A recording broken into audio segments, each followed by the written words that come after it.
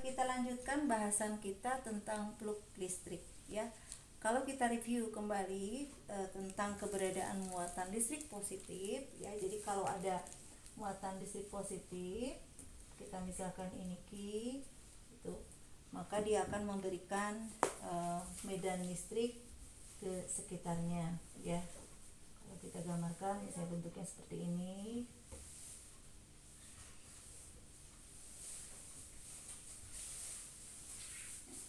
Nah, ini terjadi medan listrik yang dihasilkan oleh muatan listrik positif.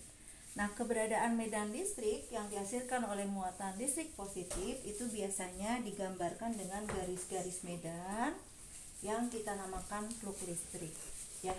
Nah, ketika muatan listrik positif ini kita tambah, maka itu direpresentasikan dengan garis-garis medan yang semakin banyak ya.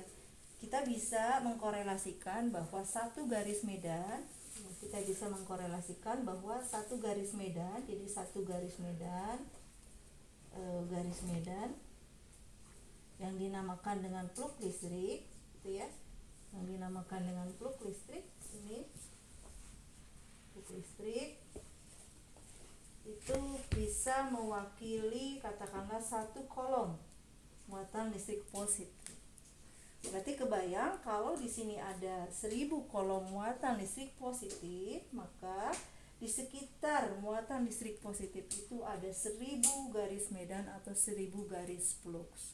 Sehingga plug listrik itu berkaitan erat dengan jumlah atau besar muatan listrik positif ya. Oleh karena itu korelasinya bahwa plug listrik kita simbolkan seperti ini, dibacanya psi ya, itu sama dengan muatan listrik positif seperti itu. Jadi kalau tadi muatan listrik positifnya ada 1000 kolom atau 10 pangkat 3 kolom, maka ada 1000 garis plug atau 1000 garis medan yang disebut dengan plug listrik, sehingga plug listriknya sama dengan psi sama dengan 1000 kolom seperti itu ya. Nah, bagaimana kalau misalnya di sini ada muatan listrik positif, tetapi di tempat lain ada muatan listrik negatif. Jadi ini ada Q positif, lalu ada Q negatif. Seperti itu, misalnya ini Q1, ini Q2. Maka ingat konsep yang tadi bahwa medan listrik itu akan menghasilkan atau dihasilkan oleh muatan listrik positif, sedangkan muatan listrik negatif dia menerima medan listrik tentunya dari muatan listrik positif. Berarti arah garis medannya atau yang disebut dengan plug listrik itu arahnya dari muatan positif ke muatan negatif. Nah, kalau kita gambarkan garis-garis medannya seperti ini.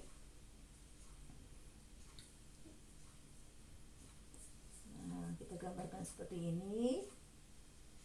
Ya, jadi di sini terlihat bahwa muatan listrik positif memberikan medan listrik ke muatan listrik negatif, sehingga kita representasikan dengan garis-garis medan arah plug listriknya dari muatan listrik positif ke negatif. Sedangkan muatan listrik positif itu sendiri juga berpotensi memberikan medan listrik ke tempat lain, yaitu ke ruang bebas. Jadi arahnya ke sana. Ini ada ya. Seperti itu. Lalu untuk muatan listrik negatif, karena dia menerima medan listrik dari muatan listrik positif ataupun muatan listrik positif yang lain, maka arah plugsnya atau arah medan listriknya itu arahnya masuk seperti itu. Nah, ini gambaran kalau di suatu tempat ada dua buah muatan listrik positif dan negatif ya.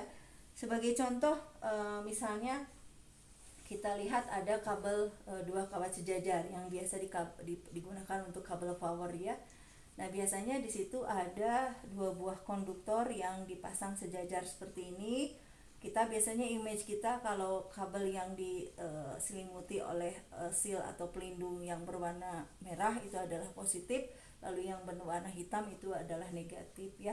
Maka nanti aliran medan listriknya yaitu dari muatan positif, misalnya ini yang muatan positif, ini negatif, maka arah medan listriknya itu dari muatan positif ke muatan negatif ke sini, seperti itu ya. Atau arah flux listriknya dari muatan positif ke negatif. Jadi flux listrik itu arahnya searah dengan medan listrik, seperti itu. Oke, nanti kita lanjutkan ke bahasan lebih lanjut.